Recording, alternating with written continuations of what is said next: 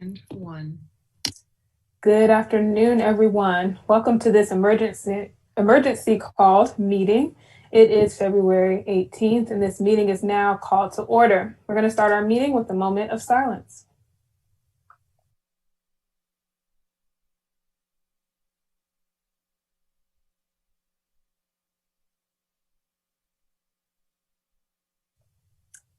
Thank you.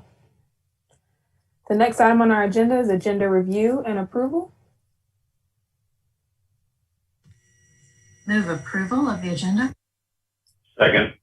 It's been moved by Ms. Beyer, seconded by Mr. Sears. Any other discussion? Do a voice vote. Mr. Lee. Aye. Mr. Sears. Aye. Ms. Beyer. Aye. Ms. Lewis. Aye. Mr. Raven. Aye. And Ms. Valladares. Aye. And I vote aye, so it passes unanimously. Next on our agenda, a presentation on in-person learning options. Dr. Mabinga and your staff. Good evening, Madam Chair, board members, staff. I think this is my first emergency meeting that we call since I came in, so very interesting.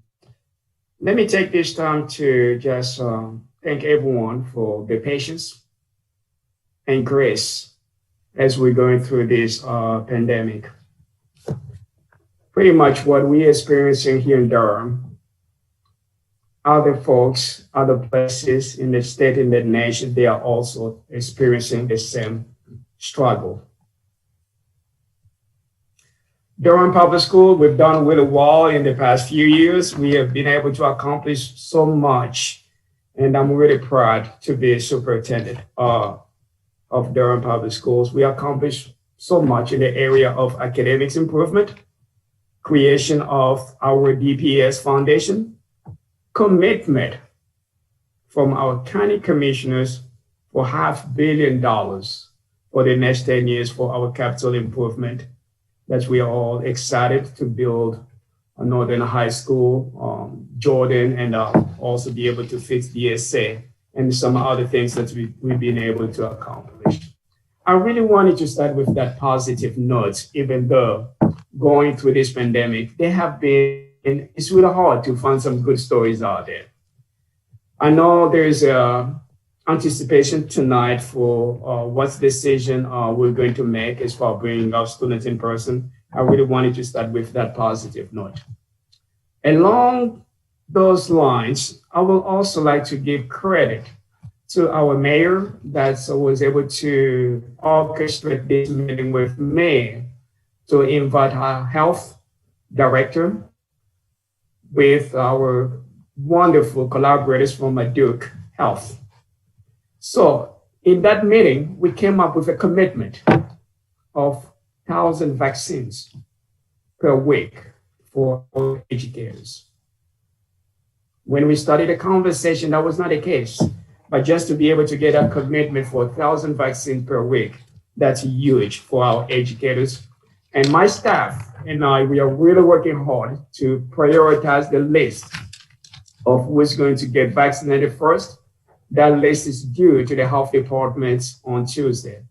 And I met with our educators yesterday. I asked them to submit their priority, if possible, by Sunday, since I'm working on finalizing that list by Monday. We are really excited about that news. Board members of our community, with the passing of Senate Bill 37, we have to be prepared, because my understanding the bill is going to the governor. We only have 15 days for us to be able to safely open our schools. If we're not prepared, it's going to be chaotic. That's not what I will do as a leader of the district. For that reason, I was able to work with our board to be able to call for this emergency meeting. Through this meeting, after our presentation, I'm going to seek to our board to be able to approve our plan of opening our schools. With that, I'm going to ask Ms. Smith if you can project our PowerPoint so that I can go through a timeline of our reopening and also be able to provide the rationale of our reopening. Again, for those in our community that are not aware of Senate Bill 37, it's a mandate. We are required to open up our schools. Let me just re-emphasize 15 days. Those of us that's been able to lead schools, working on the master schedules, operation folks to be able to run all those bus lines, that's not a lot of time. For that reason, that's why it's really a pressing issue for us to get a commitment from our board tonight so we can be able to open our school in a safely manner as possible. Board members, this is our rationale.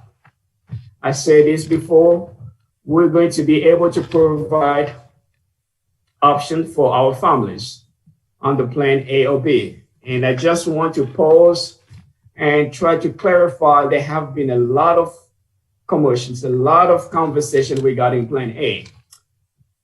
Our intent, I just want to apologize, our intent when we our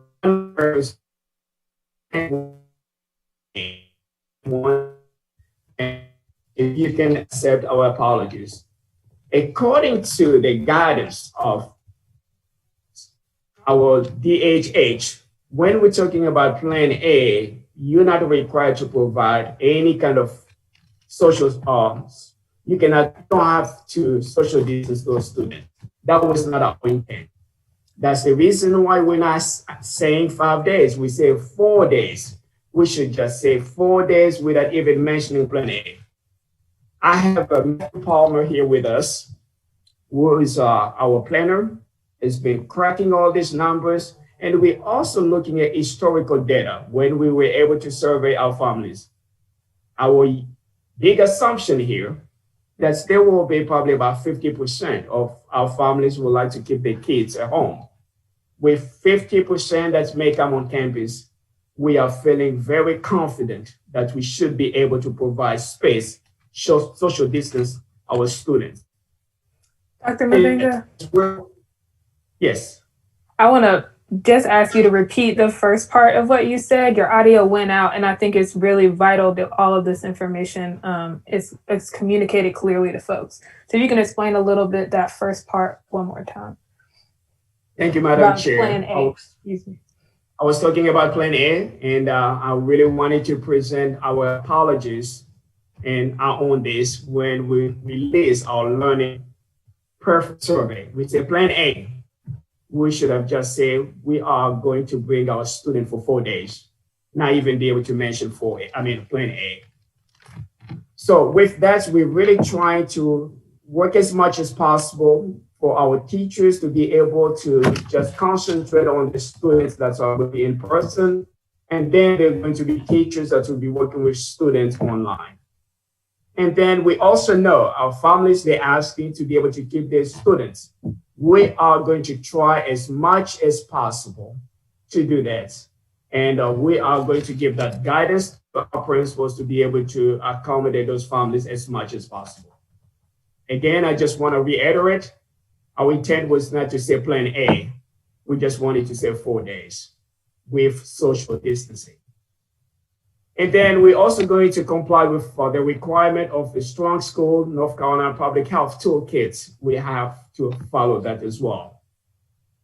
And we have to provide in-person instruction to students within IEP. Again, that's what makes it so complicated. If you have to start rotating students 2 days, especially elementary, and trying to meet that IEP requirements, that's making it so complicated. So trust us, being able to have this conversation with our principals, looking at all this logistics, that's why we came up with these 4 days. It's not a Plan A, it's 4 days. And again, for Senate Bill 37, 15 days that we have. Next slide, please.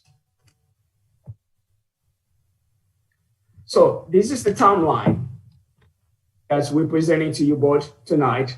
so we can get your approval so that we'll be able to open our schools in a very safely manner as possible. For elementary, we are planning for, I'm gonna start at the top, our central office. I just want our staff to know this. We are pretty much one of the few districts in the state that had all our staff at home for almost a year. It was crucial, it was important, it was necessary. Our board and myself, we really wanted to protect our staff. That's what we did. But starting on Monday, we're expecting our central office to be back, including myself. There were times I was in the office, few days, times I was working from home. Starting Monday, I'll be in the office 5 days a week. Not only that, I'm a kind of superintendent that I'm going to be in the building at schools. I'm going to be at schools as well. And then we have a timeline for our learning preference commitment. I hope after being able to explain the plan tonight, answer all the questions, our families should feel comfortable enough to be able to respond to the survey as soon as possible. March 1st, thank you to our board, your commitment to spend over $1 million to be able to provide a space for our families to come to bring the kids that did not have a safe place at home. But starting March 1st, we are going to close those centers because we have to get ready for our schools to open. Please, can we go back to that slide, previous slide, please?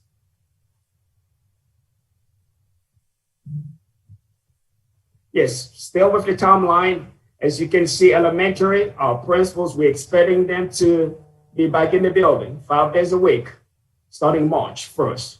Our principals, most of them, they have been in the building, but they had that flexibility as well. But starting March 1st, we really want them to be in the building to get ready for our schools to open. Then March 8th, our teachers will be returning for elementary. Then March 15th, first day for elementary students.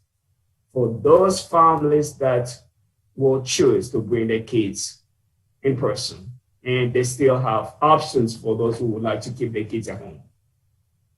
Again, March 15th, we have before and after school care that will begin as well.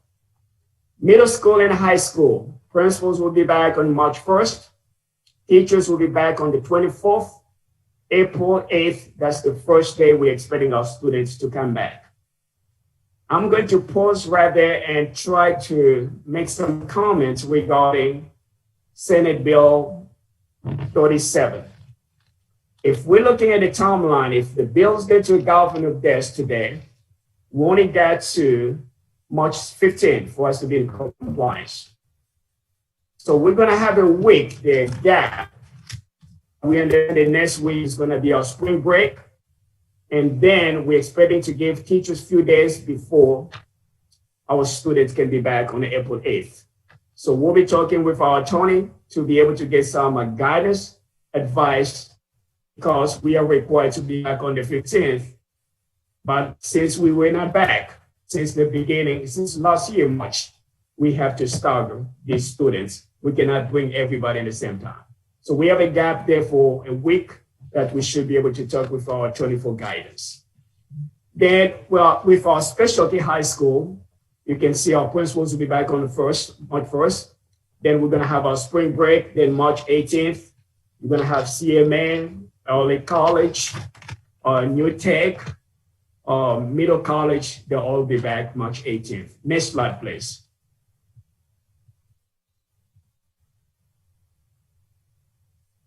At this time, I'm going to pass to our Chief Operating Officer, Dr. Monk. Next slide, please. And I'll be back for questions at the end. Thank you, Dr. Mabanga, and good evening, Chair Umstead, Board of Education. I would like to first start by giving a big thanks and round of applause to operations staff as a whole, but certainly to my leadership team who, on the drop of a dime, has changed course and have been working to prepare our facilities and our buses, as well as our school nutrition facilities to receive students starting back in March 15th. So I just want to say thank you to all of them for all the work that they've been doing. Some of this is going to look really familiar to you because this is the information that we presented in great detail at our November the 19th meeting. But I do want to highlight, since that time, as early as last Friday, CDC came out with the 5 key mitigation strategies, which I have the quote there. They say these are essential to safe delivery of in-person instruction. The first 3 of those you've heard, you've seen on TV, we've talked about it. And those are the 3 W's. That's wearing your mask, waiting 6 feet apart, and washing your hands. The last 2 we have talked to the board about as additional things that we were going to be doing. One is the cleaning and daily disinfecting. Contact tracing is something that we've been talking about as a staff for the past couple of months as we were preparing initially to come back in August. We've been working with our academic services department, has been working with an outside group to provide staffing to do contact tracing, as we realized from the health department that a lot of their resources were going to be geared towards vaccination. So we thankfully had already been moving towards what the CDC were recognizing as their 5 key mitigation strategies. In addition to what CDC put out last Friday, about 3 weeks ago, the state put out additional guidelines that are revisions to their guidelines. Namely, what has changed there was some clarification around attestation for riding the bus. Before, there was no amount of frequency that those attestations had to be filled out. Now they clearly say that those attestations are due daily. But other than that, we were again already had plans put together to meet the requirements that they had there. In addition to the requirements, our staff has been working on also tackling some of the recommendations. So we have increased the air filtration with our MERV 13 filters. Those are constantly being installed. And I would like to thank Dr. Anderson and his staff for going in and installing those. They don't get installed like the typical air filters do. Not only do you have to put them in place, but you also have to make sure that all the edges are sealed properly so that nothing gets through. In addition to that, Dr. Anderson had the foresight to have contractors to evaluate our mechanical equipment, and that is still ongoing, to make sure that we can maintain the functionality. We are in constant contact with other districts and other facility services departments and who have already opened up, and given the recommendations that are coming from ASHRAE or the CDC about the constant running of equipment, they have already forewarned that you must make sure that you stay on top of that and that you have a good plan in place to make repairs in case something happens. In addition to that, our capital planning department has also put out an RFQ to have IAQ, indoor air quality services, for our sites, to make sure that if we do decide to open up windows and things like that, that we are making sure that we're not adding additional pollutants to our spaces. That is also a recommendation that you will find in the state's guidance. As it relates to meals, where it seemed to be problems in schools that were already open, it was where meals may have been served and social distancing may not have been always observed. And so we want to make sure that during the time of meals and when masks are taken off, that our students, our staff are maintaining their social distancing. So Mr. Palmer and his team are working with each school to make sure that they have a good plan for breakfast and lunch. And then the last is disinfecting of our buses between each route. The guidance says at least twice a day. We're going to be doing it between each of our bus routes. Next slide, please. Here is an example of the things that they say check off so that you know that you're ready to return back to school under both grades K through 5 as well as 6 through 12. And that's directly from the Strong Schools toolkit. Next slide, please. And we know there's been questions about what type of PPE or personal protective equipment will be provided. Here you have a list of all that available PPE. We have delivered PPE to schools. Each school has a PPE administrator who is responsible for making sure that as they begin to use that PPE, that they are ordering it in a timely manner from the warehouse so that it can be distributed to the schools. Next slide, please. And now I'll turn it over to Dr. Hardy. Thank you, Dr. Monk. I'm going to go through the next few slides to try to talk specifically regarding the scheduling that will occur for in-person learning. I would like to acknowledge we have several team members on our Zoom call today. Our team has been working in collaboration with Dr. Monk and his team, as well as with our principals, to ensure that we are ready for a safe return for both students and staff. Staff have been working really hard and have had to pivot to make sure that our focus has been to make sure that our principals have everything that they need to prepare for adults and for youngsters to return. Our schedule for in-person learning for elementary students will provide instruction for students 4 days a week, Monday, Tuesday, and Thursday, Friday. Wednesday will remain an asynchronous day. Families who select the virtual learning option will have access to synchronous instruction as well as a mix of synchronous and asynchronous learning opportunities. Some of these opportunities may include the use of Canvas, which is our adopted learning management system, as well as Seesaw, Google Classroom, electronic resources aligned to our most recently adopted literacy materials. All of those materials will continue to be linked in Canvas for students to access if they make the selection for virtual learning. If you'll go back one slide.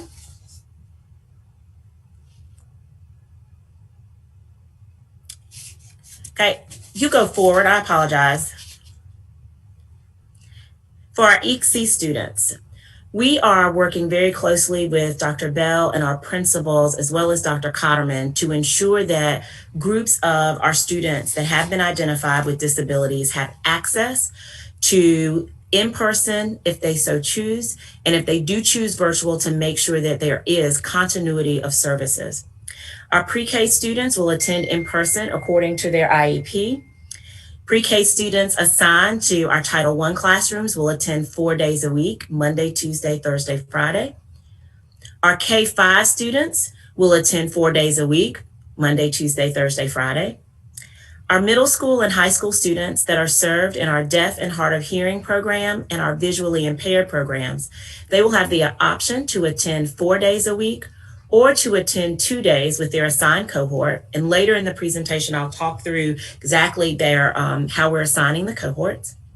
Our middle and high school students on the adapted curriculum will attend 4 days a week. And middle school and high school students that are not served on the adaptive curriculum, they will attend school with their assigned cohort. Next slide. So this slide, and we've got 2 slides that depict the cohort model for middle and high school. And so we want to give you a visual picture to see so that you can start to think about, when we talk about our 3 cohorts, when youngsters are in school and when they are participating in the hybrid model or their remote. Also, according to our learning preference survey, families can also opt to be 100% virtual. Students will attend instruction in a rotation of 3 cohorts. So on the screen, you see this, this example. And so I'm just gonna start with cohort A because I just wanna go through it because I know there have been some questions. So if I'm in cohort A, on Monday and Tuesday, I would be physically in person in school. On Wednesday, all of our youngsters will, that's an asynchronous day, will be at home. On Thursday and Friday, I am remote, and I'm going to talk about what options I have for connectivity in terms of connections, not only with my teacher, but also with my peers. So you'll have 2 consecutive days where you're in school, and then 4 consecutive days where you are not participating, but it is part of the hybrid instructional model. So I'm going to share some specific activities so that you can start to visualize what's happening when I'm in person and what is happening when I'm hybrid. So let's start with Monday, and we're talking about Cohort A. So the Cohort A youngsters are at school. They're physically in person with their teachers. They're going to transition to classes according to their school schedule. They're going to complete learning activities as designated and directed by their teachers. They're going to create, they're going to listen, they're going to be collaborating using digital tools. They'll submit their work using the learning management system that we have. Some might be accessing Seesaw, Google Classroom. They will also use their instructional, the individual consumable workbooks that we have. So that, if I'm in Cohort A on Monday, that's what I'm doing. So now you're probably wondering, so what if I'm in Cohort B and C? On Monday, I'm not in school. What am I doing then? So if I'm in Cohort B and C on Monday, I'm going to join via Zoom at the beginning of my classes so that I can check in with my teacher and hear what the plan is for the day and get directions and information from my teacher. I'm going to complete learning activities that are already identified for me in Canvas in the same mode that I may have been doing while I've been virtual. So creating, listening to pre-recorded videos, collaborating, using digital tools. I'll also potentially be participating in breakout rooms or some group instruction with my students, my other classmates, or my teacher. I will submit work via Canvas, and I will also be using my consumable books that I would have at home with me as directed by my teacher. Families who select virtual learning. So if I make the choice as a family that my youngsters are not coming in person, families who select virtual learning will have access to synchronous classes. Students may have access to their teacher at the beginning of the period or at another time during the instructional day, so they maintain that connection and continuity. Also, I would like to note that our high school principals will be working extremely closely with our counselors to ensure all students, but especially our seniors, have access to the courses that they need for graduation. If you'll go to the next slide, this is another visual representation of what it looks like according to the calendar.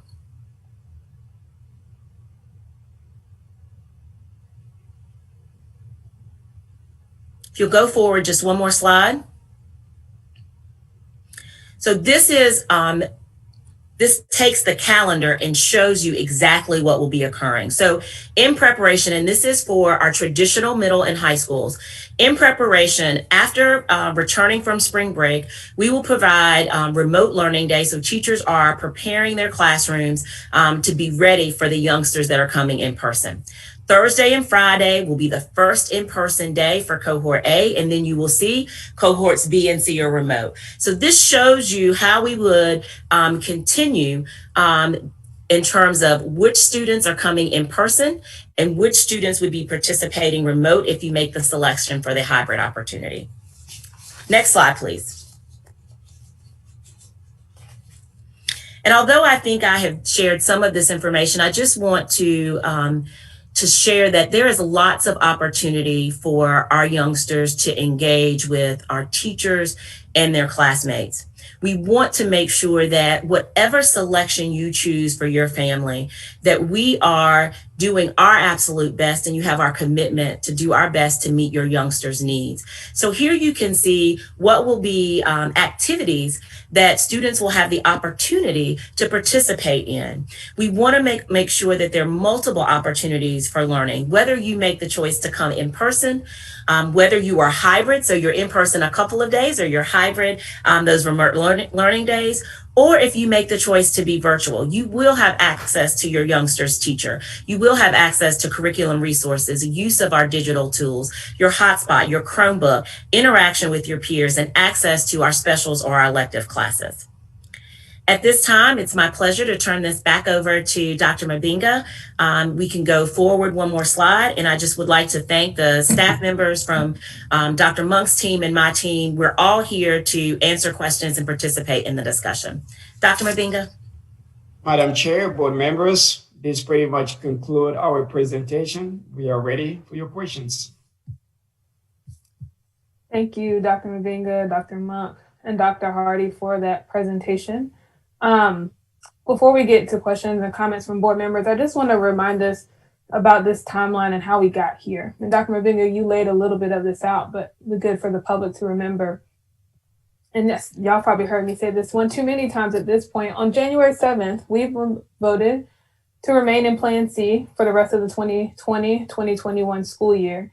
But then we also directed our administration to create some plans for in-person learning for students with disabilities and our students who are English language learners. That will begin this spring. So we were trying slowly but surely making our moves towards offering in-person options for the families in Durham Public Schools. We made that decision thinking about wanting to keep consistency with our students, wanting to give time to improve our virtual learning, as many of our students had already been in the rhythm of that, and our educators, but also knowing that that would give our teachers and educators time to get vaccinated before we started moving to in-person learning. We asked for some robust summer learning though. We said, please plan some good things, some in-person instruction for our students this summer, and also begin planning to return to in-person learning this fall. The administration heard us and was planning to bring a plan next week at our February 25th meeting to discuss what that might look like. On February 1st, Senate Bill 37 was filed. And if it passed, it would require us to begin the first weekday that occurs 15 days following the start of the act once it became law. That triggered us to think about different planning. The bill would require us to provide in-person learning options for students. And so we needed to think differently about what we were going to plan for this spring, knowing that this could come. The bill has moved quickly so far. It is, February 18th, and we know that it's heading towards the governor's desk. And there's some unsure about what happens next. But it is our responsibility to plan and prepare and be ready for what might come. And thank you, administration, for really switching this quickly, bringing some plans that we had previously talked about this fall and putting something together that we could start this spring. I think it's important also to note in that time, all simultaneously, we have been having conversations with Durham County Public Health, with our mayor, wanting to understand how can we prioritize our educators to be vaccinated. When I use the term educators, I'm not just speaking about our teachers, but I'm talking about every single person that's working with Durham Public Schools who is interacting with folks on a daily basis, all those different people. And so we're thankful for the good news that came out of that collaboration this week. There's some partnership with Duke, and we want to continue to be thinking about ways that we can prioritize getting our educators vaccinated. We are partnering with Greenlight that we talked about earlier to have videos around the vaccine and making sure our educators who might be hesitant have the information that they need to make a decision. We were doing all of this planning, and yet this bill kind of comes and is forcing us to act sooner than we wanted to. I think that it's time for us to be making a decision today to get in front of the bill. The bill, it's not good, right? The timeline that is laid out here and some of the logistics and the details in that bill do not create a safe plan for reopening and guidelines in line with the CDC. But we have to, as a district, I've seen us kind of outline how we are moving and thinking about those guidelines and being safe. So the bill, I think, is poor. It does not align with where we need it to go, but it's forcing us to move a little quicker than we may have decided to move. So I want to just lay out that timeline again for our staff, for people who are watching, to understand how we got to where we are today. And it is the responsible thing for us to make sure we're creating plans so that if the bill were to pass, that we are ready, it becomes law, we are ready to make sure that we are in compliance. So with that being said, I do want to open the floor for any questions from our board members. Ms. Beyer. Thank you all, and thank you, Chair Umstead. You always do such a great job framing all of these complex issues. And thank you to our staff and Dr. Mabinga and the team for working on a complex solution to a complex and ongoing issue. I want to be clear with everyone in this Zoom and everyone in our community that this bill has nothing to do with school children and safety. It is political and partisan, and it is trying to divide our community at a time that we should be coming together. We need local control in these important decisions. We need Governor Cooper to veto this bill because it is a bad bill. It does not follow CDC guidelines. We also have a vaccination that we have long been awaiting that is near for our staff and employees. And so we are working in Durham to accelerate that timeline. President Biden just said this week that we need to accelerate vaccinations for educators.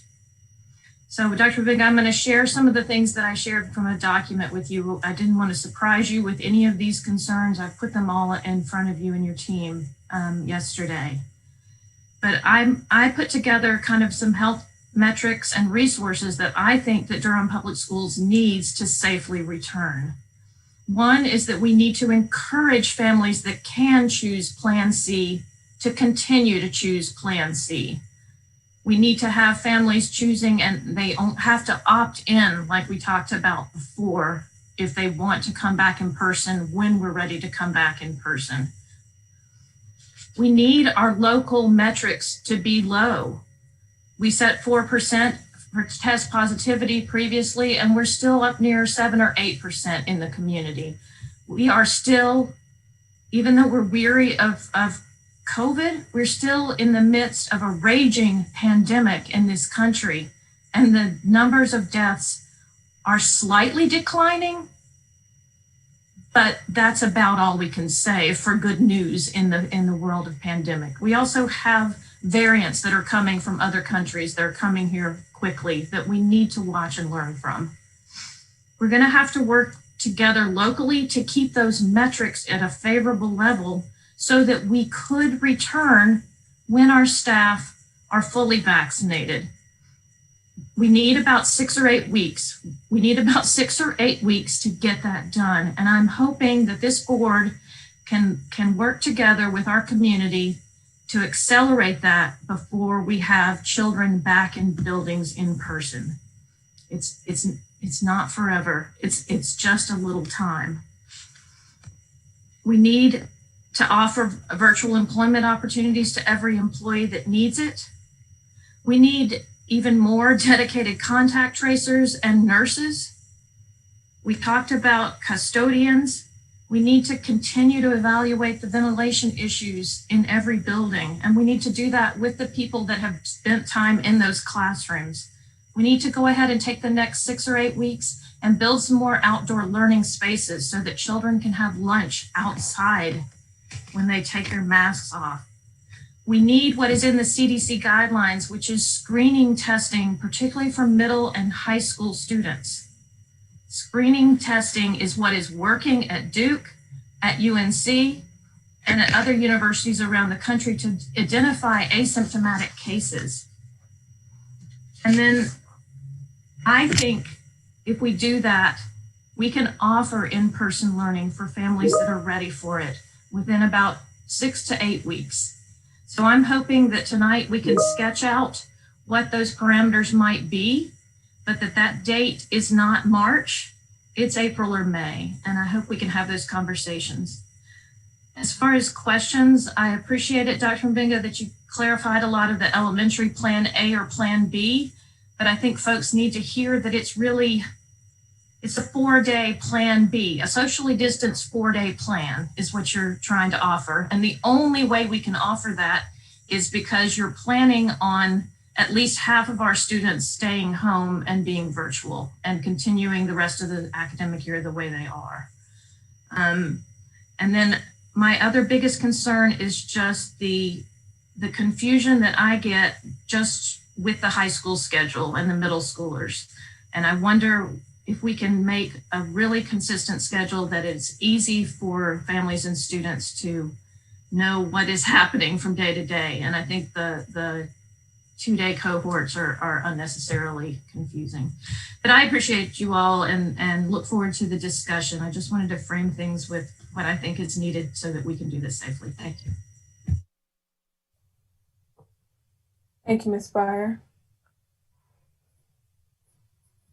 I echo your needs around, we need more contact tracers. I'm glad the administration shared today that they have been working to figure out how to outsource that and work in collaboration with other folks. Because with this, we need to make sure we have the safeguards in place to make sure that people feel like they know that they can be taken care of when they return. Other board members? Mr. Raven.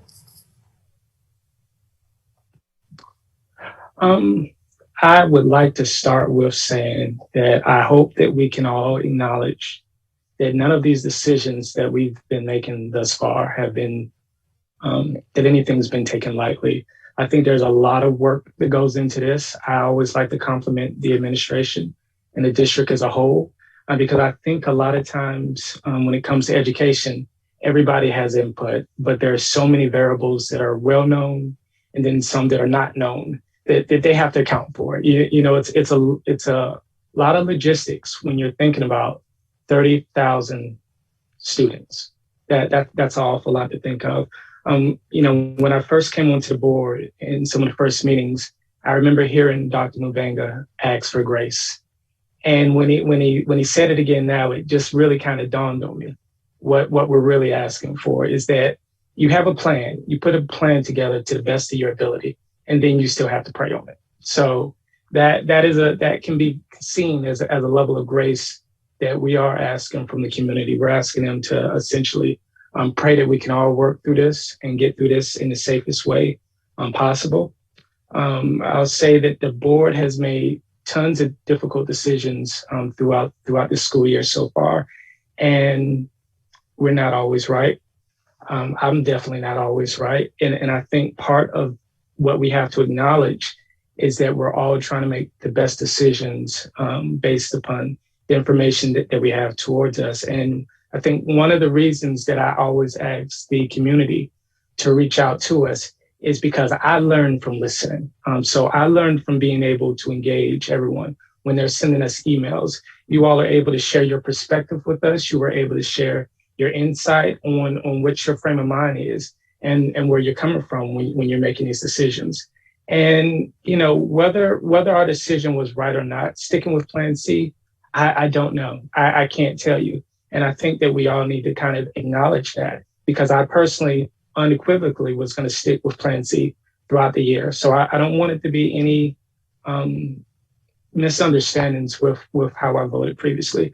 But, while I'm disappointed that, in my perspective, we're not able to protect the community's physical health to the best of our ability, which is what we were essentially trying to do. I think a lot of times with this COVID, we know that there is a higher rate of transmission of COVID, the more mobility you have. And when you have 30,000 kids coming to and from school, and you have their parents coming to and from school, depending on the level of positivity ratings in your community will dictate how much more readily transferable that COVID virus is. So, I think we're all trying to do the best that we can with that respect. The other thing that I think that we really need to talk about is when we've been making these decisions, because there's still going to be, as Natalie said, and I agree with so much of what she said, to some extent, this is a divisive issue, right? To some extent, there's the virtual learning group versus the in-person learning group. And I don't think that we need to be so much, split along those lines. I think that the perspective of how we judge whether or not we wanted to support in-person versus virtual deals a lot with our upbringing. It deals with our personal experiences.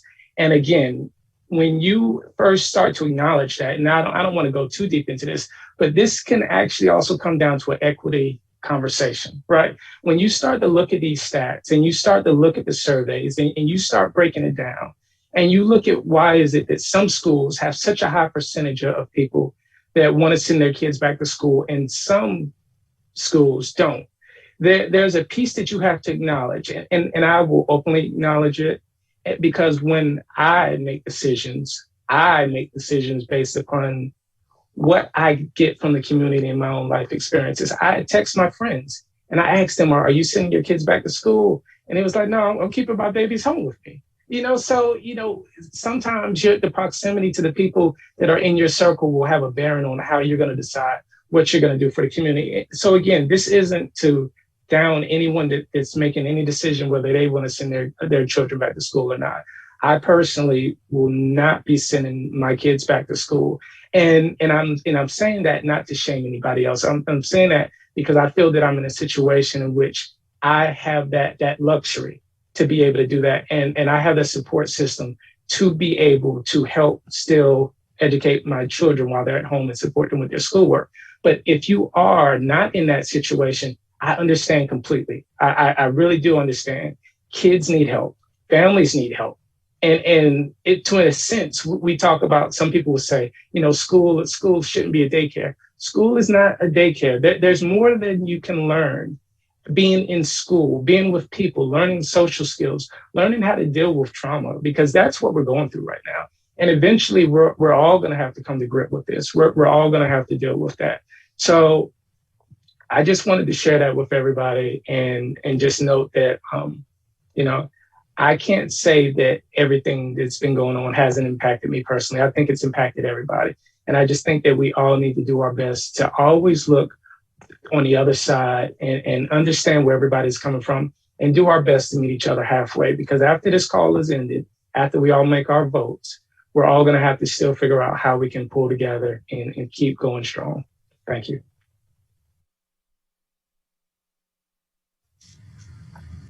Thank you, Mr. Raven. Ms. Lewis. Board Member Raven, I appreciate your sentiments about the decisions that have been made. And a wise woman once said, if nothing else, this year has taught us to be flexible, to have grace to be flexible, and I appreciate that.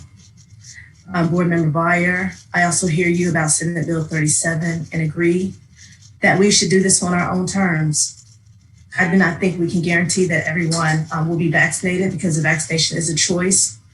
But just as it is a choice, we can allow this bill to divide us or to bring us together. And I hope that with conversation, serious discussion, we can find a way for this to bring us together. Thank you for the proposals that you shared out with some of the concerns that you have.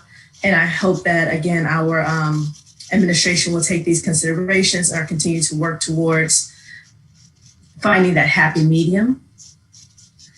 I believe that it is critical for schools to open as safely and as soon as possible before we're being forced to be open.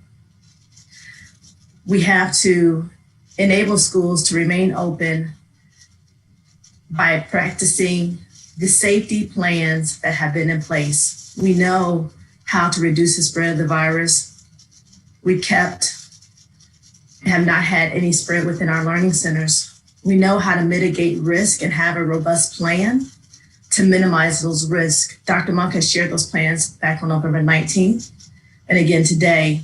And it's not to say that we've ever been without risk in any situation. So while I don't want to be forced to make this decision of returning to school when it's not on our terms, but I know that we have to be ready.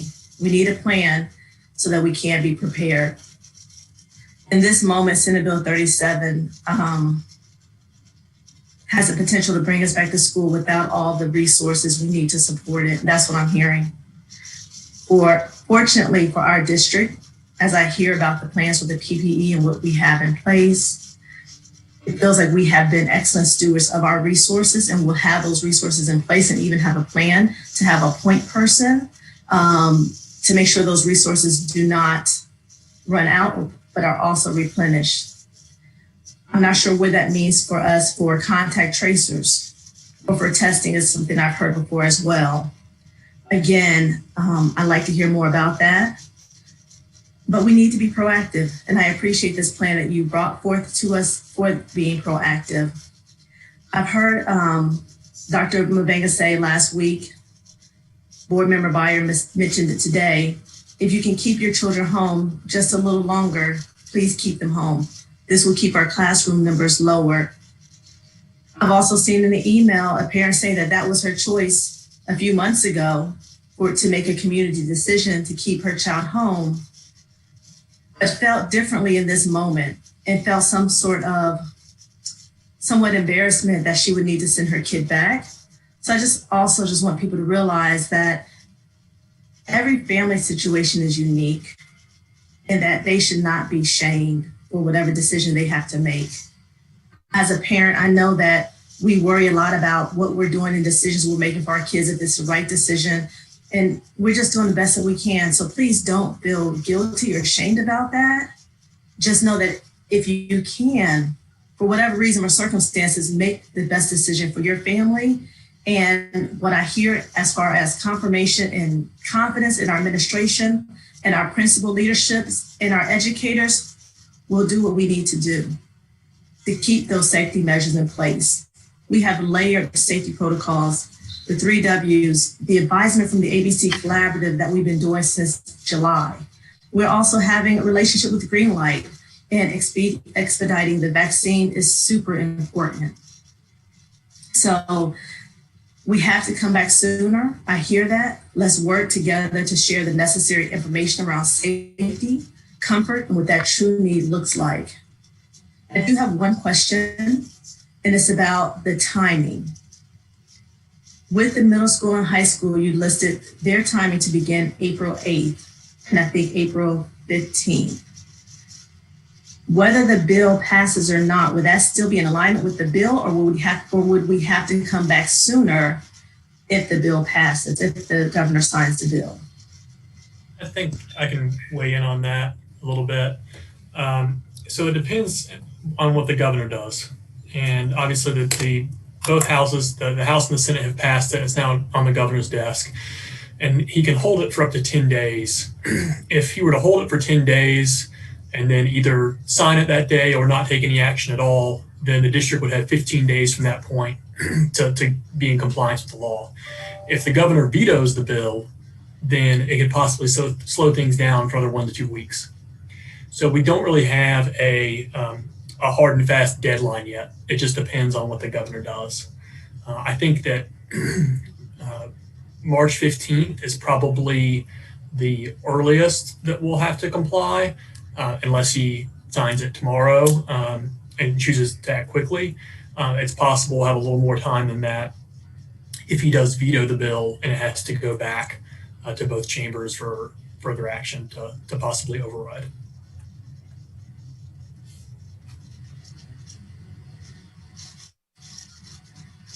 And would that March 15th be the same day for middle school and high school?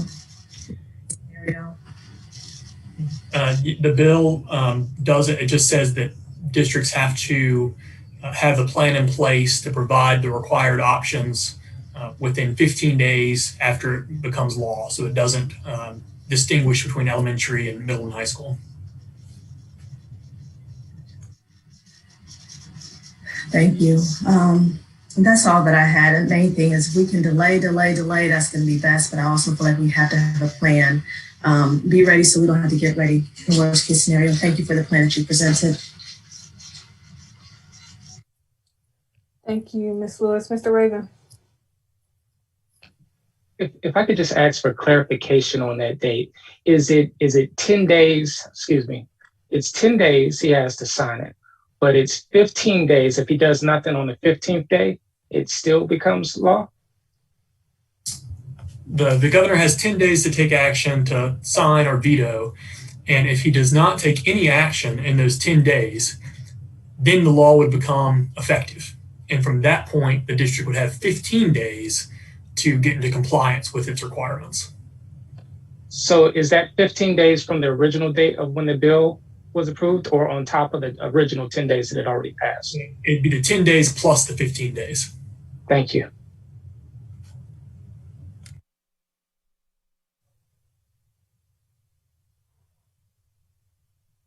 Ms. Valladares. I have many comments about this, but I also have questions and really appreciate the presentation. Dr. Hardy, you laid out some dates, and I think we have talked about the dates. I think about the schools that we have and how they don't all look the same, and they don't all belong to us.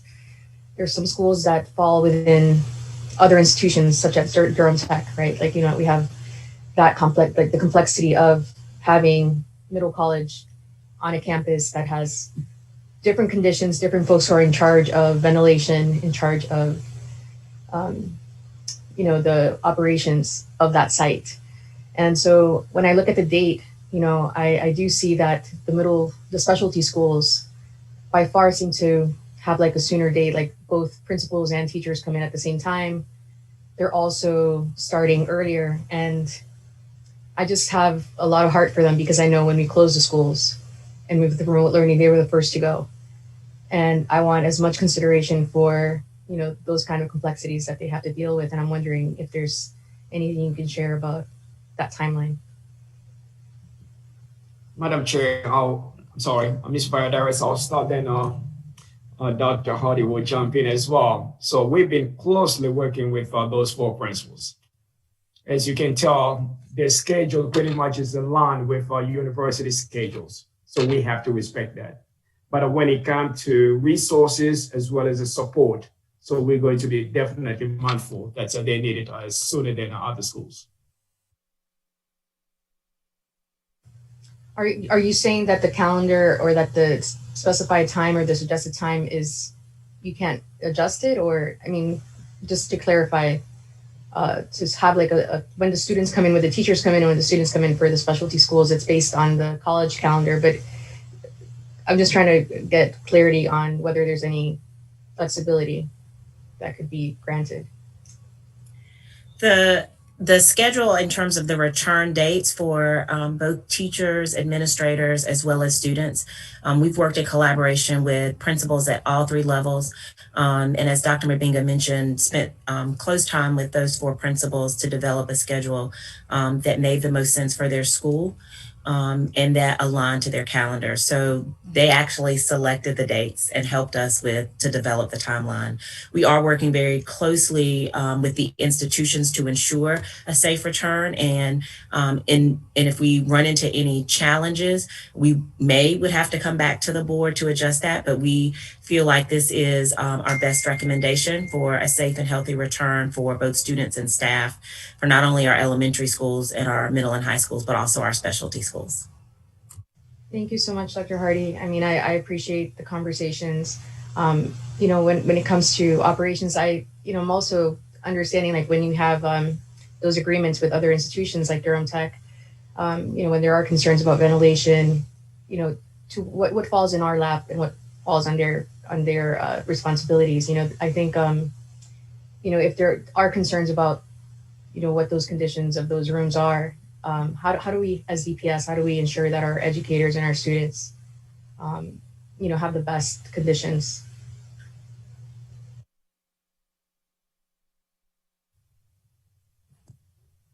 Dr. Monk. I was going to have Dr. Monk, please, can you jump into elaborate on the collaboration with those university sites?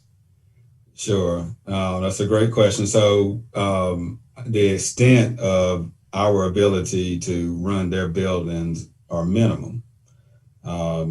At Durham Tech, our maintenance crew will not be changing out their filters.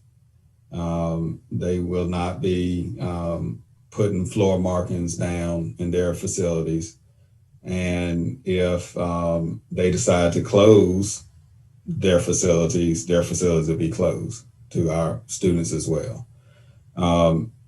We will continue to work with them to the best of our ability, but they also will do things, and I believe that they have. I sit on a committee with them as well as North Carolina Central, Duke, other educational providers in the city, and I feel comfortable with the protocols and procedures that they have in place. I think they have been open and their students have been attending those schools. And so I think that our kids are going to be in good hands there. But besides the physical facilities, we'll be providing each one of those schools with their own PPE and things like that. So we'll continue to have a good relationship with their facilities management group.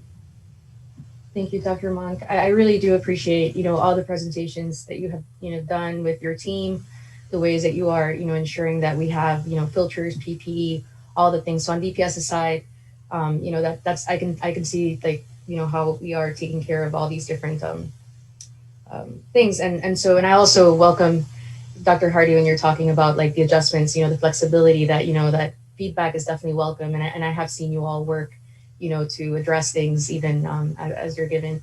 I have another question, and this is, related to accommodations for teachers. I know that we have had, the forms go out where teachers can, fill out accommodations requests. I think what is not clear for me is that I understand that it's more site-based. So the administrative folks at each site, I guess, can also have, determine, the accommodations. I'm wondering what is centralized and what is specific per site in terms of accommodations, or, any clarity on that? Because I think for folks, especially like if there were any teachers who, have reservations about being in any of these spaces, especially the ones that we don't manage. Although I do take in good faith that, that the other institutions are doing their due diligence to ensure the safety of everyone. But if there were some situations, and we know that there's like a list for the accommodations, like how is that handled and what does that look like? Is it site specific based on the school, the administration at the school? Does it go to HR? I would love to hear a little more about that. All of the accommodation requests do come to HR and they are being reviewed by HR. We are not sharing employees' medical information with individual school sites, but we do work in partnership with individual sites as well as departments for the planning and looking at what is reasonable and how we can make the best adjustments. We are trying to keep individuals at their sites as much as possible, but we also know that in order to have as much flexibility for employees as possible, we may have to work across sites. And so we are turning away, trying to get that done as quickly as possible with the timeline that we're doing, and with as little infringement as possible of constantly requesting additional things from employees. That is so good to hear. Thank you so much for that, Dr. Lassing. Thank you. Ms. Valladares, I know I've heard President Buxton at Durham Tech talk about how they've been preparing for DPS students to potentially come back. And I know NCCU is doing the same. They both have been, like Dr. Monk said, open for in-person instruction and following this carefully. So they're thinking about what it means for our students to come back.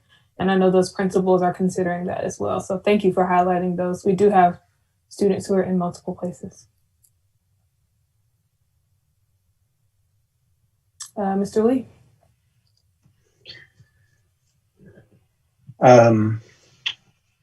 So in November, when we met, even in January, I was on the side of keeping our schools closed.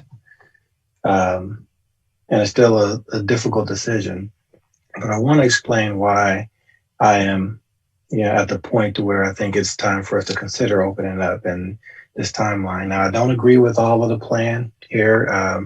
I think it's better, right? The 3 cohorts in 2 days and basically a week off.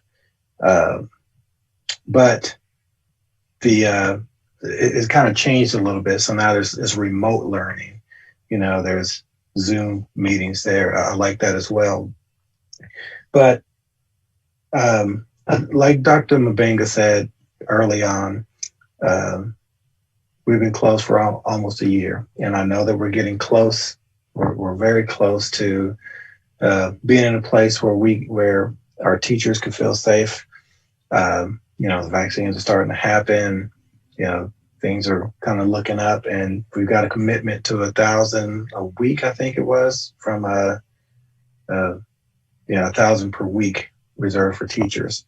That was after a lot of work with the mayor, Duke University, Durham Health Department. And so this whole time we've really been trying to see how to make things safer for our teachers. And that's still, a priority for us. I think everyone here can see that. I think what we have to do now is consider what it means to go back and the timing in which it means to go back. I believe if we were to follow this schedule, we would be kind of in the midst of the vaccinations, right? If we start this 1,000 per week, and we'll be starting on the path of the second vaccinations, I guess part of that time, especially for when the high schools were to go back itself. I think the starting of that process is where it is very, very important here, because I do believe I've seen at least the first shot starts to partially create, immunity to it. And then the second shot kind of just boosts that. And so we're in the process of doing that. We're in the process of getting that started. I think the timing here, mid-March is kind of up for debate, here. And I'm open to listen to different options, but I do support the plan that's being put forward. We have to, at some point, consider the challenges that some of our students are having. I have 3 kids. 2 are doing well, 1 is not. And, as a parent, I see this, I hear from hundreds and hundreds of parents about the same challenge. And we have to, we're working through, with the teachers. Now it's time for us to really sit down and consider with the children as well. I think the best option that we have here is to find some sort of balance, some sort of, give to at least start the process of that. It is becoming very difficult for me to continue to advocate for a plan C when in the very beginning of this, we were saying, let's listen to the science. The science says, it could be dangerous in school. Let's stay out of school. We can't go to school because of spreading and so forth. The science was saying that, now the CDC was really saying that. Now, whether you believe the scientists in the CDC back then versus the real scientists that are in the CDC now, that's up for debate. But we have real scientists in the CDC now and other doctors across the state, across the nation, who are advocating for that. So the science and the scientists are behind, going back to school with the proper, with the proper protections. Now we can't advocate for being with science when it says not to go back to school and hold that up as our truth. And then when the science turns and says it's okay to go back to school, we can't disagree with it because it disagrees with what our thoughts are. You can't have it both ways. You can't be for it when it agrees with you and against it when it disagrees with you. If you want to believe the science or the doctors or the reports, you have to believe it both ways. And I believe it both ways. So I do have hesitancy of voting for this remotely, but after talking to Chairman Umstead, after we had this conversation, we mentioned we would, as schools start, we would go back into in-person meetings, starting in March, just like school would be starting in March.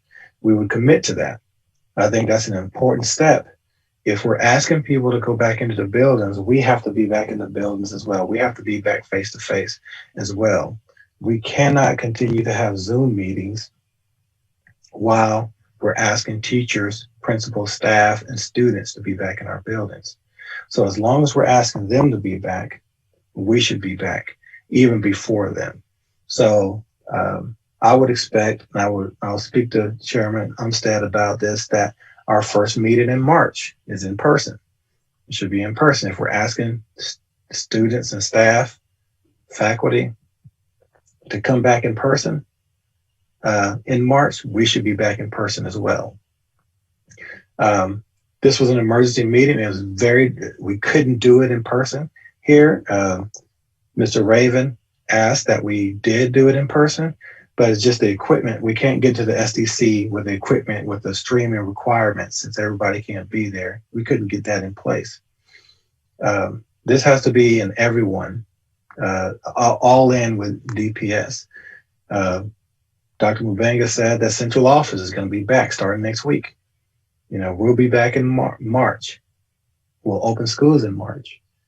But we have to, the reason I'm supporting this is because I know that the students need it. I know that many of the teachers want it. I know there's some that disagree. I get the messages, I get the emails, I get the texts, the calls. Many disagree.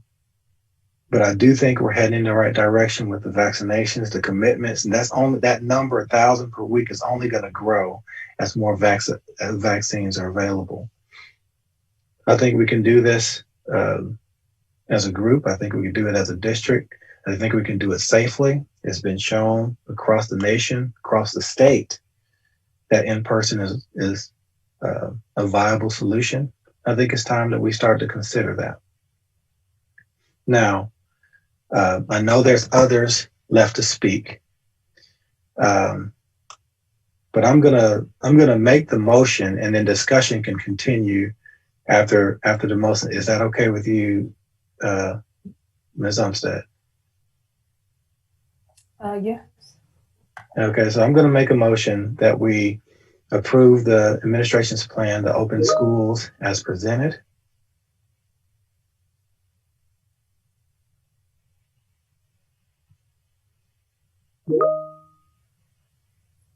It's been moved by Mr. Lee. Is there a second? I second it. Seconded by Ms. Lewis. We do have time for additional discussion. I have unreadiness, but I'd like others to talk first, and I'll come back. Mr. Sears. Mr. Sears, I apologize. I see you. Thank you, Chair Umstead, and thanks to my colleagues and the administration. I want our schools to open as soon as possible when it is safe. I am a huge proponent of the power of face-to-face education, and I've had a career that has gone into virtual and blended learning, and there's just nothing like what happens in our classrooms with our educators. It is special, it is transformative, it is what gives me the hope that the American dream is not some fallacy and that education can be a leveler. And so it hurts to not be in school for me for a year plus. I want to thank the administration profoundly for this work. You're doing what we need done. You're preparing to be ready for any option, and I am thankful for that. I could, pull out a few items from the plan that I might want to tweak or change, but so could every educator in our community, and I don't think that's the goal for tonight. I do appreciate the clarification and appreciate the time you all spent talking with me ahead of this meeting. This bill is not signed. It has not gone back. If it's going to be vetoed, and I don't know if it is, it has not gone back to the General Assembly. And, we've heard tonight that we have probably at least until the middle of March. So I want that to be front and center for this conversation. Nothing is being done to us yet. And so we are the ones who decide what is readiness for our district, what metrics we're going to look at to be ready to go back. And we've had these conversations month after month. I think it is relevant that we have our own dashboard that the public can go and look on our website that we've been tracking for months about, do we have enough nurses? We don't. Do we have enough custodians? We don't. Have we addressed ventilation completely? We have not. And these are largely things that are out of our control. So that's not putting on the administration because of the economy and resource scarcity and things like that. So I do have concerns about going back, even if we were forced to.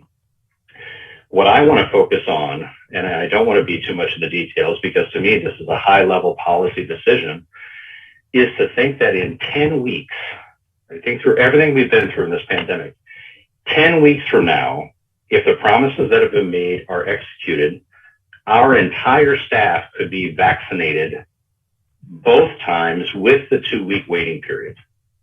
10 weeks from now, around May 1st, we would have staff fully vaccinated, and I believe our staff is ready to go back when that happens.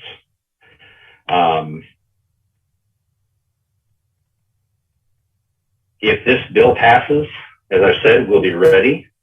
I don't want to micromanage the presentation that was presented tonight, but I'm not going to be supporting this motion because, number one, we're not forced to make that decision tonight, even though I understand it may be helpful for the administration to make a commitment. Number two, I am not confident that our metrics are where they need to be, metrics that we've been discussing for months and months. And three, to think that on May 1st, we could open up possibly fully is just incredibly exciting. And 10 weeks does not seem that far away to ensure the safety of our cafeteria workers, our bus drivers, our after-school workers. Yes, after-school is a part of this plan. And our teachers and our administrators. So again, I'll not be supporting this. I am supporting and hope that we'll get to make a further motion that we remain in Plan C and just continue to plan in case SB 37 becomes law, but that we let our teachers continue to do the work in the safe manner that we're doing right now. Thank you. Thank you, Mr. Sears. This is hard. This is challenging.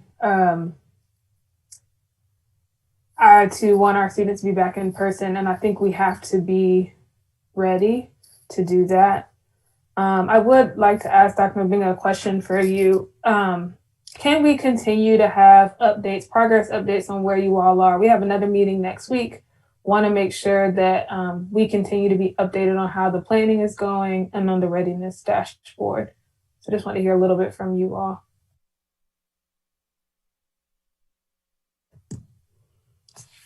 Again, Madam Chair, board members, I brought you this plan based on the timeline that we have. It's very, very close.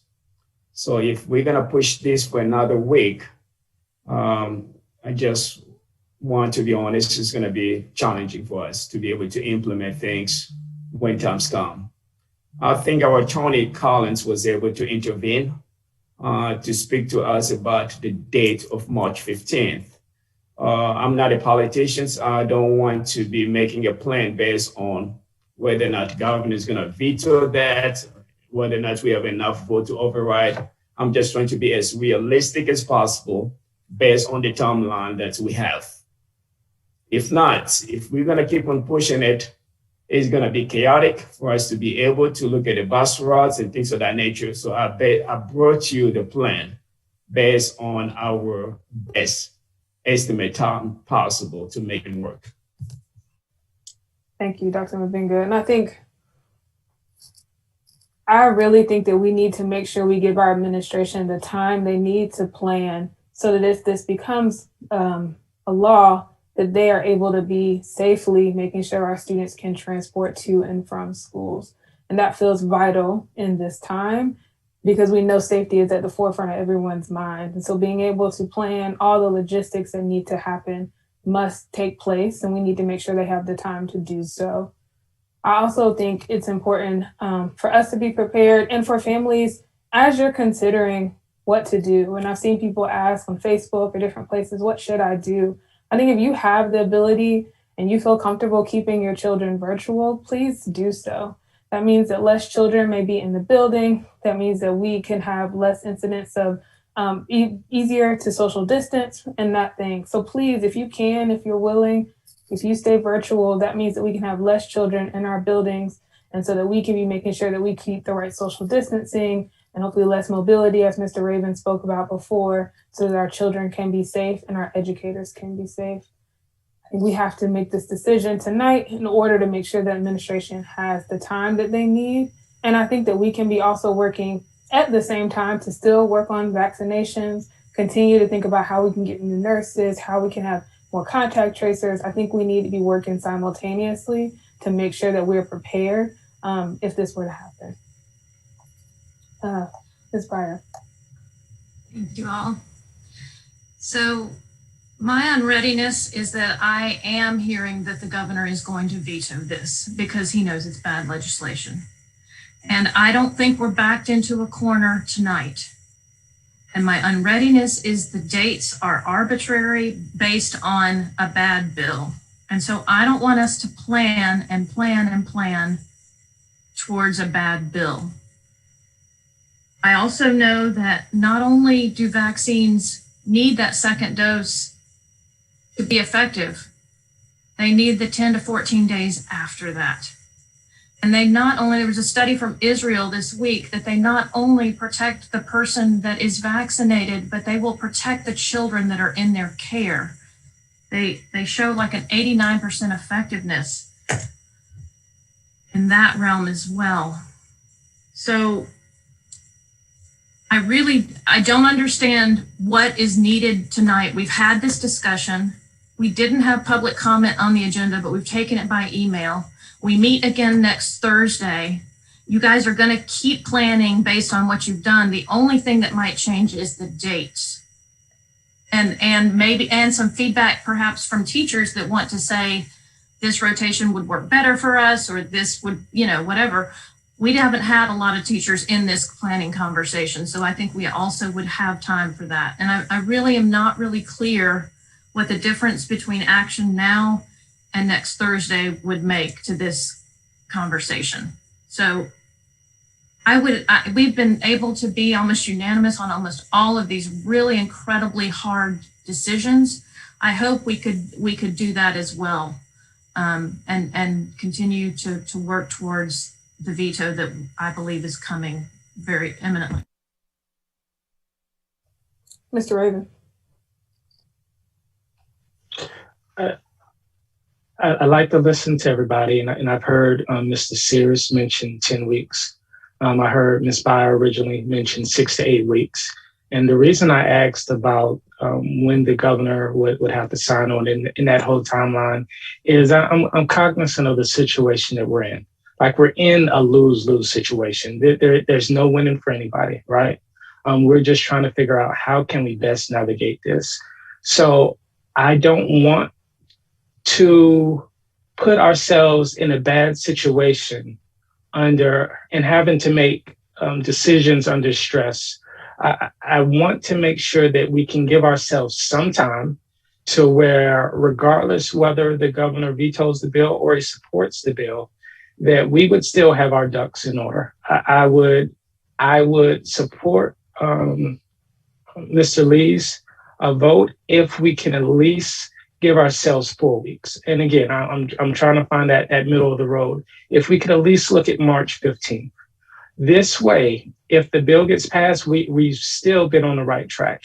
If it doesn't get passed and it gets vetoed, we know how the legislature is made up. There's a chance, there is always a chance that it can, it's a chance that it won't get overturned. But I think more than likely in this type of political nature, chances are that it will. And I don't want our families to be sitting on the edge of their seats again like they're watching CNN with us. It's like we're watching North Carolina CNN news every week, and nobody wants to go through that. We really don't. So I'm looking at March 15th. I think that's a middle date. I don't think it's great for anybody, but it does give us some additional time to try to move forward with the plan. Thank you, Mr. Raven. Ms. Valladares and Ms. Lewis. Thank you, Chair Bettina. I have a little bit of internet connectivity, so let me know if it goes in and out or anything like that happens. I have been thinking about this, reflecting, as have all of us. I mean, we have spent time listening to our constituents, our stakeholders. We have spent time, watching administration come time and time again with plans. I read every email that comes in, and these past few days it's been challenging because it's been quite a bit. I mean, and that's an understatement.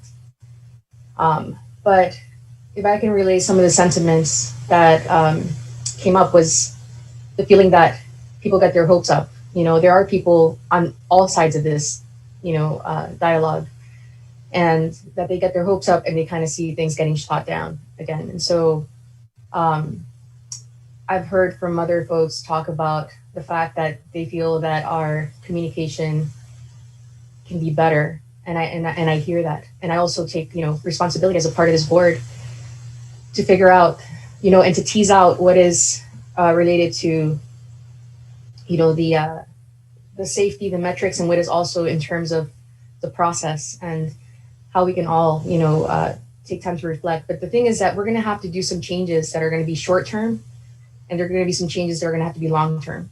And so, for example, as I sit here and I'm like, I agree with everything that's been said. We don't have enough nurses, but is that something that we can solve short term? Can we find 25 nurses this week? It seems like there are some goals that we can work towards. It seems like there are, at least goals that we can have long term. And, when it comes to, PPE, we have seen administration work towards getting PPE and getting ready. And so, I've been having the conversation with folks. About the fact that I'm not okay with the conditions. I'm not okay with the fact that we have such a high rate. I'm not okay with the fact that we have not gotten to a better place. But I'm also not okay with the fact that it's been a year, since we closed our schools. And so this is one of those moments where, I have, as much as I've looked through all of this, I'm apologizing. And I'm apologizing heavily because this is actually a decision that is going to cause harm. Any way we go, it's going to cause harm.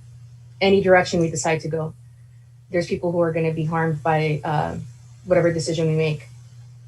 And I do want to throw out some of the things that I have heard and some of the cases that I've seen. When we met in January, we talked about EC students and we talked about ELL students. And we talked about, being able to serve our most vulnerable students. I have also heard from parents who tell me about, their pre-K to 5, their K to 5 as well. And some of those conversations have been about, the developmental situations where children are not, getting structure that they need. Where do they get the structure? They can probably get it from home if parents are able to stay there with them and work with them on homework. And so the fact that our schools provide a certain structure, that there's things about like how, we have resources that are available in our buildings that aren't available many times in many of the homes, including with like school materials, including books, there's definitely disparities. And so I sit with a heavy heart. Because we are put in a rock and a hard place.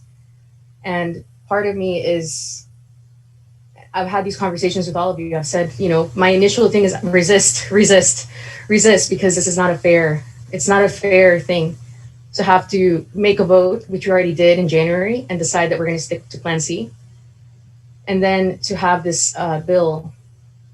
But I'm not going to talk about the bill because the bill it may or may not pass.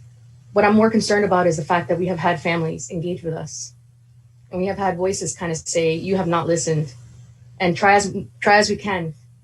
There's no way that we can please everybody. But I'm also thinking about those moms that have been referred to Child Protective Services. And my heart breaks because there are those cases, I've heard them. I actually had a lady reach out, and those are situations. There are kids who are staying by themselves.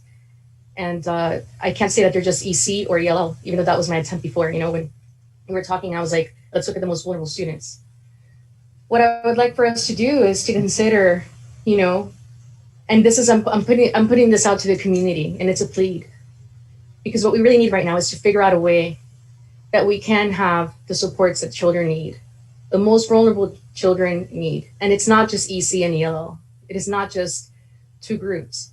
We have across the board from beginning to end, we have really different needs that have been presented. We lost 2,800, and I hope the administration corrects me if the number's not right, but we have lost 2,800 students this school year. Can somebody tell me what the number is? Around 2,800. I've seen some of those students. I've asked them, will they decide to come back? And some of them have told me, no, I'm working. My boss doesn't let me. And this is like, I'm considering, when would that even be okay, that the boss is going to tell a student that they can't go to school, right? And I think my big concern is like the lack of structure, and my heart breaks. And so I want to tell everybody out there, this sucks for everybody. And I use that word with all the sincerity. It sucks because this pandemic has been so impactful, and there's damage that is going to take a long time to fix.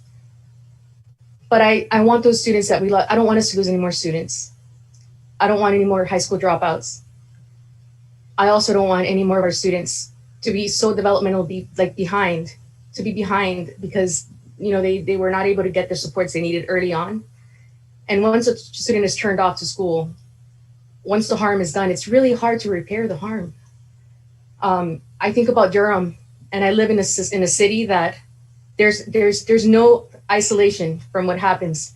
The shootings that are happening, those are our kids. The kids that are in the school to prison pipeline, those are our kids. At some point, school became something that was school became something that wasn't for them, or it became a place that wasn't safe, or it became a place that they didn't really have buy-in.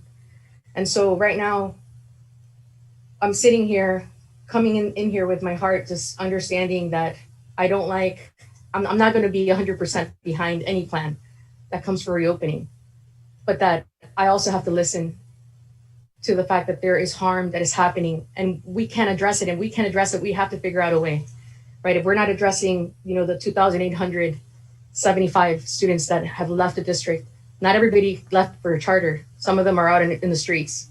Some of them are, haven't been attending. We saw the data of attendance, and we saw the data on grades. And so the interventions aren't as great online.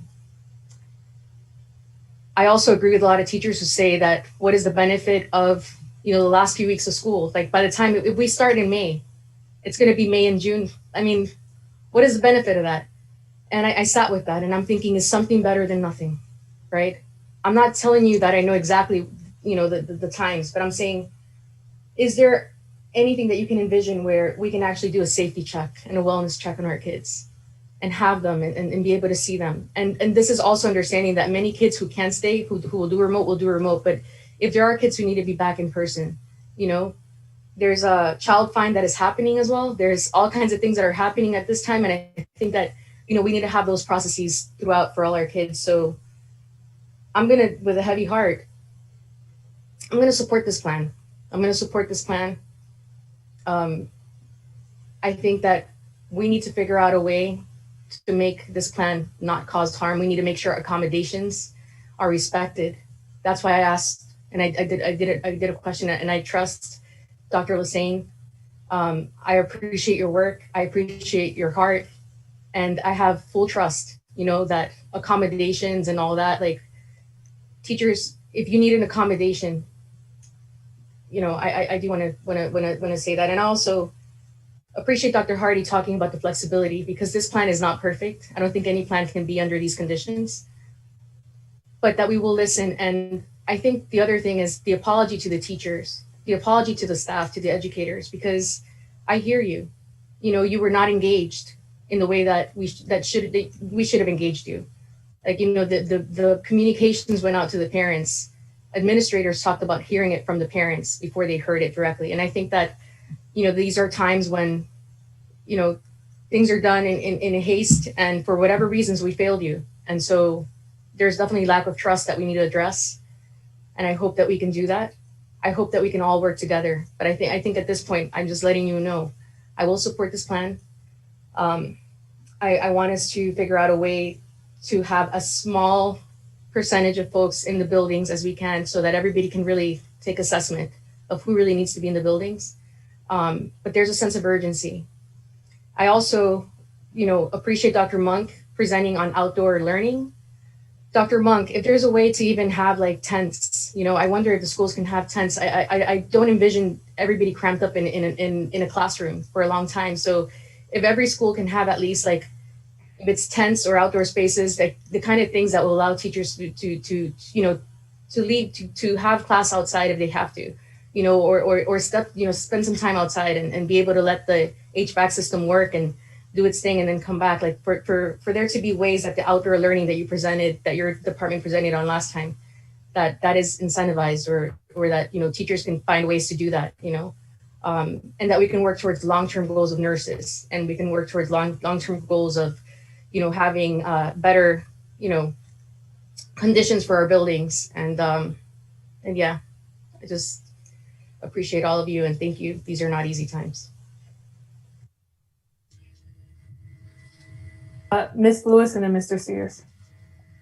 Board Member Valladares, first, thank you for always sharing your heart, your thoughtfulness, and innovative, out-of-the-box solutions and options for the administration to consider. Along with the concern you shared about our students, I would also add the mental health condition of students. I'm also concerned about those who are depressed and have attempted suicide, and those numbers are up and rising. Also knowing that we have a lower number of co-located mental health referrals due to not seeing the student in person. Virtual is just not the same. I definitely believe in a layered approach is important, and the vaccination is one piece of that. So as much as we can have urgency, and it is reassuring to know that 1,000 vaccinations are going to be designated for educators, that is reassuring. I don't believe that every educator will be vaccinated before we return, because again, it is a choice for anyone to be vaccinated. I am concerned about learning loss and having been virtual for a year, as you shared, Ms. Valladares. I am concerned about students who are failing and falling further behind, where we know that we can mitigate risk and safety returning into school with lower numbers and protocols in place. I am also concerned about students who need key support services that is possible with in-person learning. Those key supports are EC families, English language learning students. I am concerned about educators also having efficacy and being able to be a part of the safety plan and transparency about what's going on in each individual school, along with the dashboard. I'm also concerned about communication and discipline. If students are not socially distancing or keeping their mask on, how will they be encouraged to follow the procedures? Will they know what the procedures are and what is expected of them? I am concerned about other districts around us figuring this out, those districts that are already back in school with in-person learning, safely doing so. What would it mean that Durham would not have a plan, or that we are waiting until the last minute to have a plan? Time is on the side of some, but not all. And I trust that we can do this as safe as possible. I'm not supporting this plan solely because of Senate Bill 37, which is why I wanted to share my concerns. I feel like the time is now to do it safely as the numbers are declining and we know more about the virus and how to mitigate risk. With my concerns, I also believe in our administration, our amazing principal leadership, and our educators, that this can be done safely with both educators and students, safety in mind first with this layered approach, which is why I will be supporting this plan.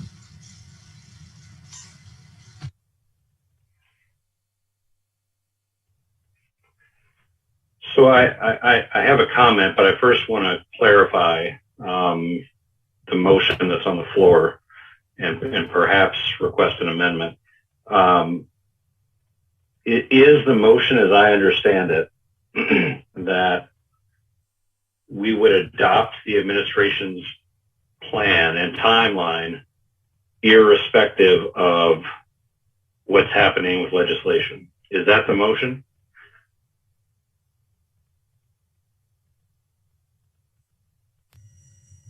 I think Mike made the motion, so. Mr. Lee, is that I believe that is the motion, but Mr. Lee? Yeah, that's the I did make the motion to just approve as presented. Are we asking for an amendment? Is that what we're? I may be. I just wanted to make sure I understood the motion. So the motion is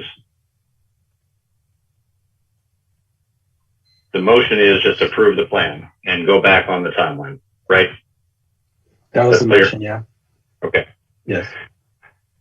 So I will have to work this out verbally, and I apologize to those watching. My concern is that that motion doesn't take into account the incredible progress that has been made by many leaders, many in this space and other elected officials to get the vaccination moved up to the 24th, get it prioritized with our local partners.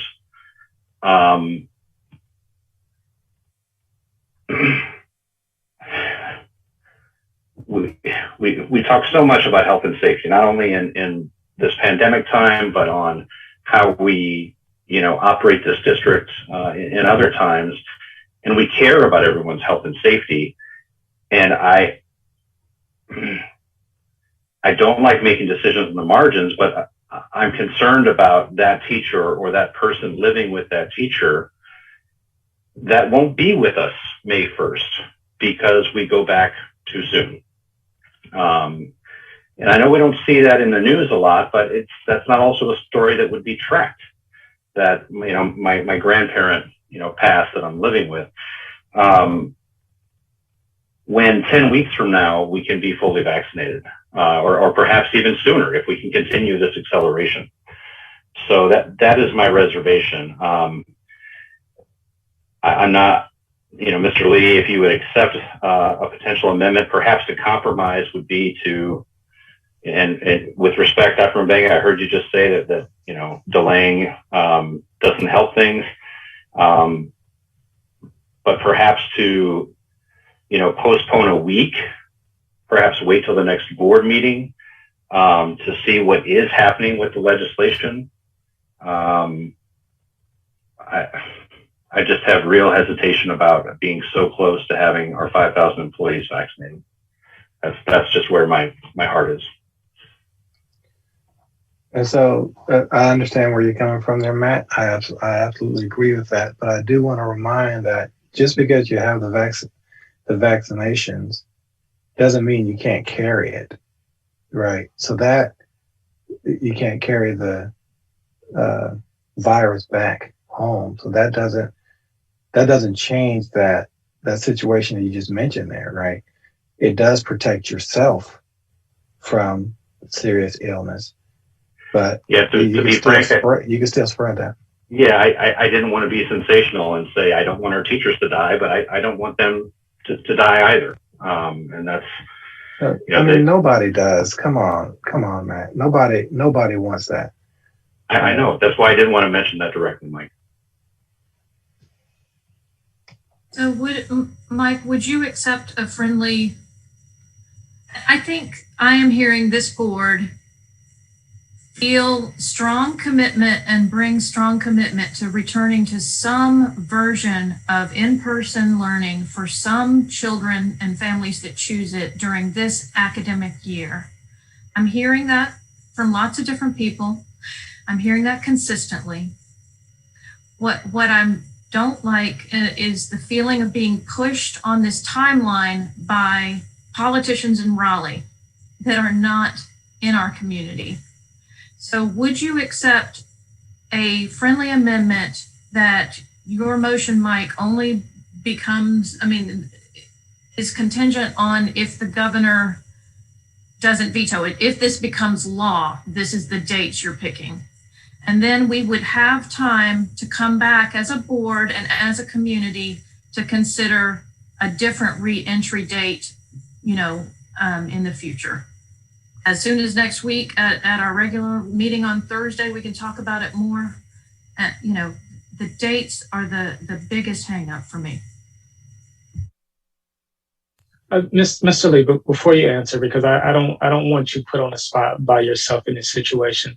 I really do feel, I sincerely understand what Mr. Sears is coming from, and I definitely understand Ms. Byers' strategy, and it's spot on. But what I will say is we are trying to make the best options with the information that we have available to us, right? But we also have to take into consideration the stress that our possible indecisiveness can also place on families. It can also place on districts. I think sometimes we have to make that difficult decision, even though it's not the most opportune decision to us. It's not the best. Nobody is discounting that. And I didn't want to necessarily offer a friendly amendment because when I mentioned the March 15th date, because I don't necessarily think that needs to definitely be the date, but I'm looking at reality. It's going to go through. Okay, we're in North Carolina. We know who we vote for. We know who's in office. It's going to go through. I would not feel safe. I would not feel comfortable having our entire community of Durham teetering on a decision from a legislature when we know how they react. We have to think about this. If we're unable to make a decision, that means all the businesses around Durham, that means all the municipality operations and services are also impacted.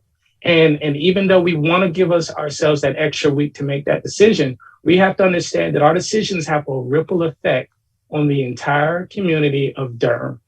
And so there's always the time for negotiation, but at some point in time, we do have to just make that tough decision. And it may not be appeasing to everybody. I know that. But I just feel that we do. So, Mr. Lee, I would just like for you to add clarity on when you are suggesting that your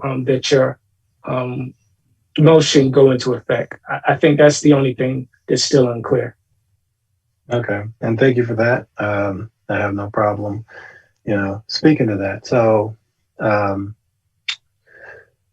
of on the point of what Mr. Raven was saying, we were elected here to make decisions, not offload those decisions on the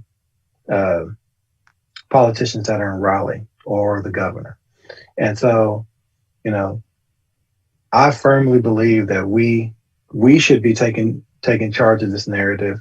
We shouldn't wait until the law is passed or not passed or so forth. We can't wait until the ceiling is crashing in and try to do something about fixing the shingles. We can't do that. We need to make this decision. That's what we're here for, the tough decisions. This is probably, we say this every time we have a tough decision. This is probably one of the toughest decisions that we have to make. But that's what we ran for. That's what we're elected for. Everybody's not going to be happy. You know that by the emails. 50% are saying open up the doors, 50% are saying close them, and that's just the way it works.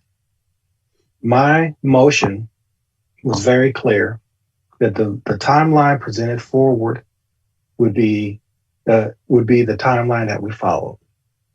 I think it was, I think May 15th was the first day the doors opened in school for elementary schools after, or something like that.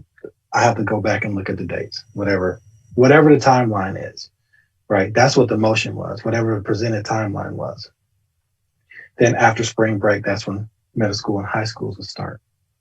That was my motion. And as agnostic as if the bill turns into law, if it's vetoed, if it's overridden, we are taking what I would like to do is for us to take this decision on our own. If we were to wait, I guarantee you, we will get a load of emails of people saying, you guys couldn't make a decision. You had to wait for the government to force you. That's how it works. We shouldn't be waiting for somebody else to make a decision for us. We know that we're the only ones, but we're not the only ones, but we only have a few left districts here that are not doing some sort of in-person schooling. We know that. We're looking at all the precautions. We've negotiated for 1,000 vaccinations per week for our teachers. We've done this. We have the health of our teachers in mind.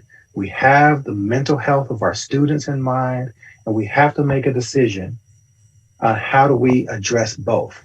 We can't address both by staying in Plan C. We can address the health of the teachers in Plan C, but not the mental health of some of the students that are struggling. Right? We can't do both in Plan C. So that's why I'm going to stick with my motion to follow the initial timeline that was presented here. I firmly believe that is the best direction. That is me. If it votes down, that's fine. But that is where I am to say that we need to take control of our own destiny here on our terms and not in the terms by the legislation. I think it's important to highlight, what Dr. Mabenga said about preparedness and readiness. We have to be ready in case this happens. And I think we are a large district with lots of logistics and lots of moving parts with families and everything. If we wait, we're putting a lot of pressure on folks to try to get something done really quickly. And that is not going to be in the best, that's not going to be the best for our staff, for our students, and for our families. So I want to say that it's important to give the administration the okay so they can start the planning process. And we can see what happens with the bill. 10 days won't even take, 7 days is our meeting next week, right? So we don't know how much time we'll have if we'll know something different by next week. But we have to have the plans in place. We have to be ready just in case. And I believe it's important for us to err on that side versus erring on the side of hoping something different. Because we can hope for something different and it could not happen, and then we aren't ready, and we need to be ready. Ms. Byer. Thank you all. And I really appreciate all the thoughtfulness that's going into everyone's statements. I would say that I don't think this is the date that we would have picked, Mike. I don't think it's a natural break for an academic quarter. So when I'm trying to make a substitute motion and trying to think about what other things we could do, if the governor vetoes it and we have to go with these dates, then we could have that as part of the amendment.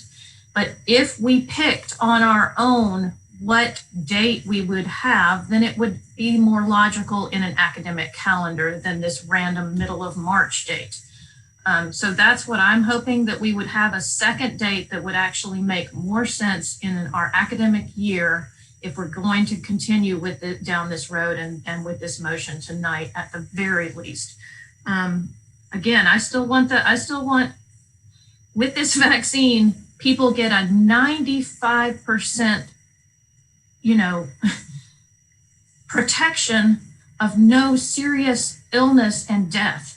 I mean, and it takes that second dose, and it takes 10 to 14 days after that second dose.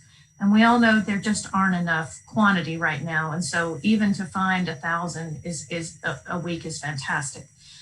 But we wouldn't have picked a random March 15th date that's in here. We picked that, the General Assembly picked that for us. So that's why I'm at least trying to get us a more logical date that we go to. And I also, want our teachers to have some feedback and bring it to us before next week to improve the planning. And I know that Dr. Mabenga and his team will listen to our teachers.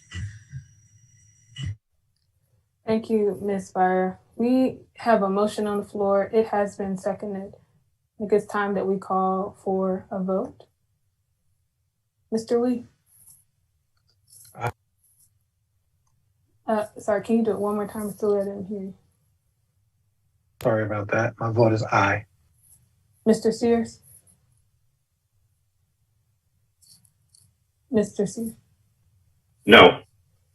Ms. Byer? No. Ms. Lewis? My vote is aye. Mr. Raven? My vote is aye. Ms. Valladares?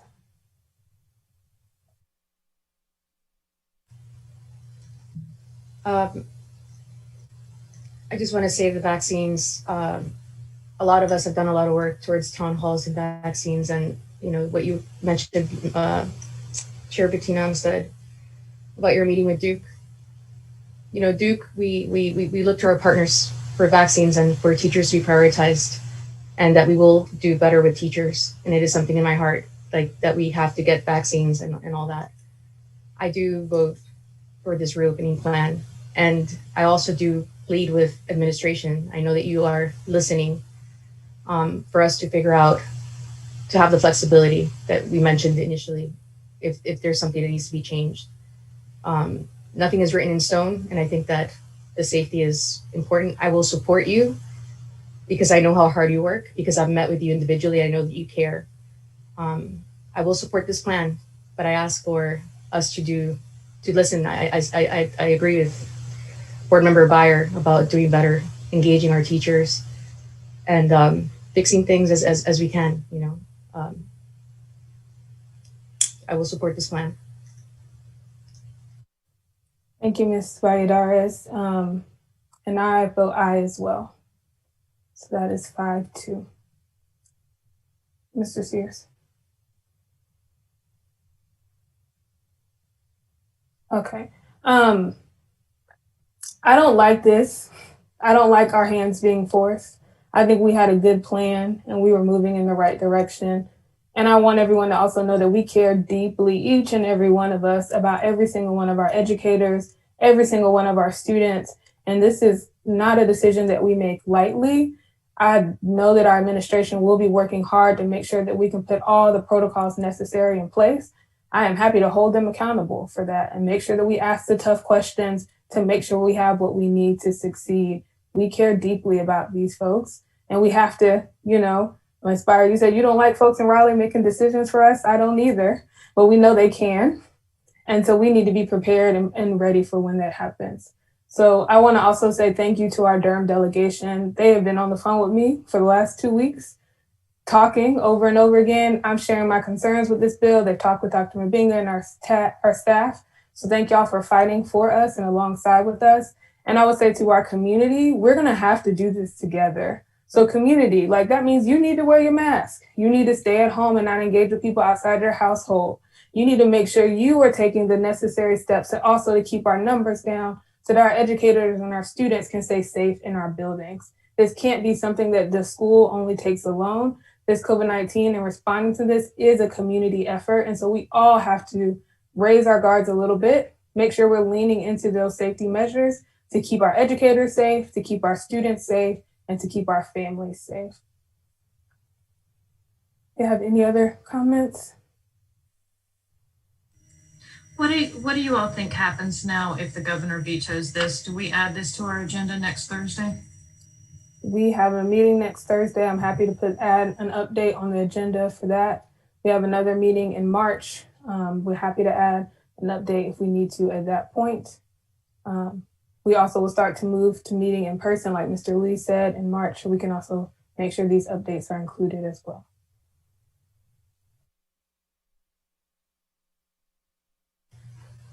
I have another comment.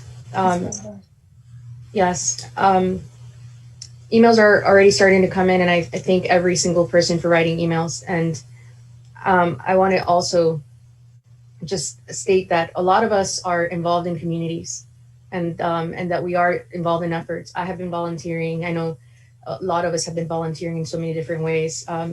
My main thing with this is also putting in perspective the number of volunteers, parents who have been volunteering in the schools doing monitoring. And I know that they've been working with our nurse, Trisha.